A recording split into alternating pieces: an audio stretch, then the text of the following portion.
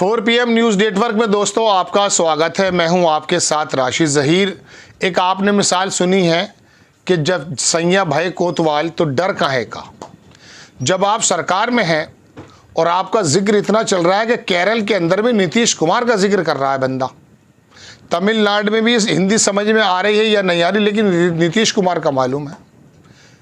लेकिन तमिलनाडु के अंदर डीएमके का जो स्टालिन है उसका नाम ज़्यादा नहीं मालूम। देश के दूसरे हिस्सों में 30, 35, 40 सीटें 39 सीटें हैं वहाँ पे ज़्यादातर सीटें लाने के बावजूद ये 12 सीटें लाकर भी वजह क्या है? वजह यह है कि ये बेसाखियों की सरकार की बेसाखी बनी हुई है, नीतीश कुमार और नायडू।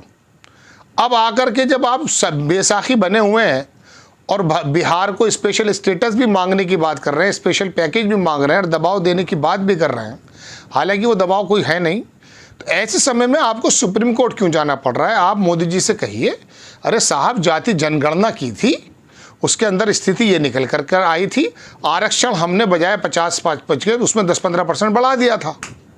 60-50 था, 10 आपने बढ़ाया था, 15 हमने कर दिया, 75 हो गया है। तो कोई दिक्कत नहीं है, आप जाकर के मोदी जी से कहिए अध्यादेश लेकर आएंगे और जाति जनगणना के आधार पर आरक्षण देने को कोई मना भी नहीं करेगा। लेकिन नक्शेबाजी करनी है, ड्रामेबाजी करनी है ना। आप देखें, ये वायर ने छापी है कि बिहार आरक्षण मामले को लेकर हाई कोर्ट के फैसले को सरकार ने सुप्रीम कोर्ट में चुनौती दी। पूरी खबर मैं पढ़कर क्या सुनाऊं, ऐसे ही बता देता हूं ज़बानी आपको। दरअसल आपको मालूम है कि बिहार में ये जाति जनगणना का जो शिगुफा और अच्छा शिगुफा छोड़ने वाले नीतीश कुमार थे, जिसे लपक लिया था राहुल गांधी ने भी, और पूरे देश के अंदर कमज़ोर को, दलितों को, अति पिछड़ा अल्पसंख्यकों को ये बताने की कोशिश की गई कि दरअसल आपका अधिकार कुछ और है और आपको मिलता कुछ और है। लिहाजा जातीय जनगणना जब हो जाएगी तो पता चल जाएगा कि कौन सा वर्ग कितना है, उसी के हिसाब से स्रोत जो हैं, जितने भी सोर्सेज हैं, वो आपको बांट दिए जाएंगे, नौकरियाँ बांट दी जाएंगी। हालांकि कितनी नौकरी हैं मैं आपको मालूम है। तो वो उस सूरत में किया था, बड़ी वाहवाही हुई साहब, देश के अंदर ये बात चली भी, कमज़ोर तबके को महसूस भी हुआ कि हाँ बात ठीक है।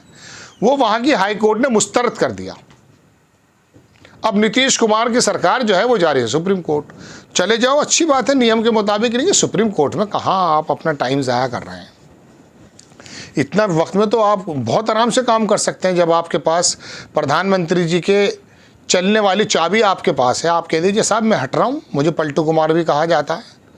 वरना आप इतना कीजिए कि बिहार की जनता को, बिहार की बातें तो कर रहे हैं, हालांकि देश में होना चाहिए, अगर राष्ट्रीय नेता हो तो देश की बात भी कर लो।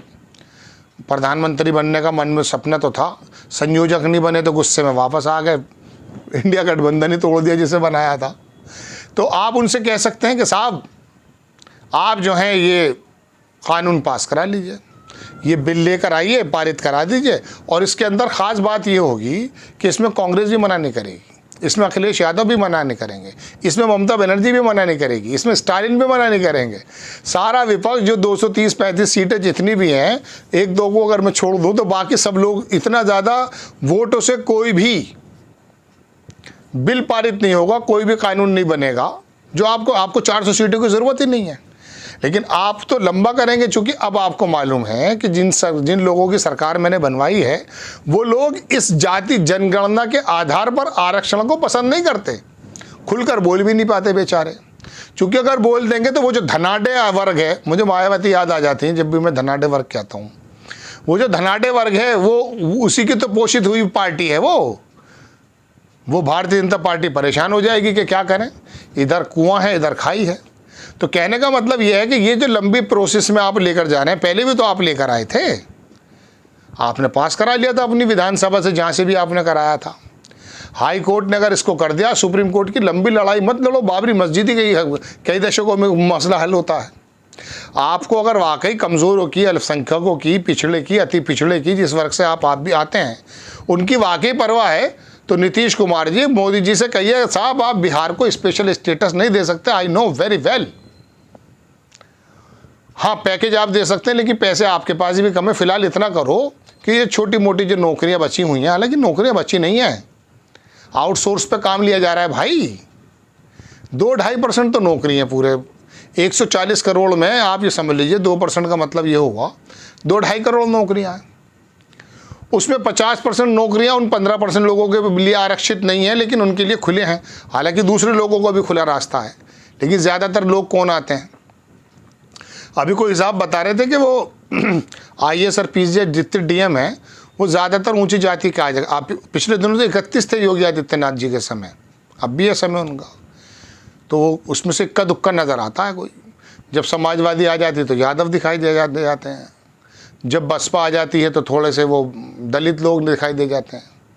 खैर इसी में आप करते रहिए, लेकिन जो हकीकत में निचले स्तर की नौकरियां हैं, मध्यम स्तर की नौकरियां हैं, अगर बची हैं, कुछ नौकरियां मिल जाएंगी आरक्षण की वजह से। आरक्षण क्या है क्यों नहीं है उसको छोड़ दीजिए, वो कभी और बात करेंगे, क्योंकि इसके अंदर कुछ रोशन ख्याल आकर के अपना ख्याल देने लगते हैं। Right person should be on the right place. तो मोदी जी क्वालिफिकेशन के एतबार से राइट पर्सन है फॉर द राइट प्लेस। बताइए, आप नहीं बता पाएंगे आप। खैर, तो बहरहाल दोस्तों बात यह कि नीतीश कुमार इस रास्ते से जा सकते हैं, लेकिन इस रास्ते से जाएंगे नहीं है। वजह उसकी यूँ नहीं जाएंगे क्योंकि बेवकूफ़ जो बनाना ठहरा आपका और मेरा, आपका मेरे नसीब में तो बेवकूफ़ बनना है, और बेवकूफ़ बनना है तो बन जाएंगे साहब। बनाते भी आए हैं ये लोग, और ये हंसते भी हैं। ये लोकसभा की कैंटीन में बैठ करके सोचते होंगे कितने बड़े बेवकूफ़ लोग हैं ये, क्या क्या इनके साथ होता है ना। तो नीतीश कुमार जो गए हैं, ये पूरी बात मैंने आपको दिखाई दोस्तों। इसमें बेहतर ये था कि मोदी जी से कहते खटाखट काम हो जाता। खबर अगर आपको अच्छी लगती है तो आप बराए करम इसको आगे भी बढ़ाया कीजिए। एक बात मैं और जोड़ देता हूँ इसमें, राहुल गांधी ने इस मुद्दे को जो नीतीश कुमार ने उठाया था, इसको भुनाया, यात्रा में भी बताया, बाद में भी बताया, और उसका इतना ज़्यादा समर्थन मिला कि जो सोई हुई कांग्रेस थी वो जाग गई, उसके अंदर जान पड़ गई। नीतीश कुमार जनता दल यू को अगर चाहते हैं कि वो बिहार में रिवाइवल कर जाए, तो इस मुद्दे को लेकर के मोदी जी के सामने खड़े हो जाएं, और मोदी जी की स्थिति इस समय इसको मना करने की नहीं होगी। सरकार बचानी है, सरकार चलानी है। करेंगे नहीं वो, अपने वोट बैंक को कह देंगे देखिए साहब नियम से नहीं चल रहे थे, लेकिन आपकी राजनीति भी चमक जाएगी। इसीलिए तो आए सब आप लोग। कोई भी आदमी अपने घर के लिए थोड़ी, उसके लिए थोड़ी ना आया कि साहब समाज के लिए आया हूँ। इसीलिए आए सब, अपनी अपनी पार्टी, अपना अपना घर, अपना अपना परिवार, सारी ये चीज़ें हैं। खैर, आपको खबर कैसी लगी अपनी राय कमेंट्स बॉक्स में ज़रूर दीजिएगा। चैनल को सब्सक्राइब कीजिएगा, शेयर कीजिएगा। नेक्स्ट टाइम मैं किसी खबर के साथ हाजिर हो जाता हूँ। जय हिंद।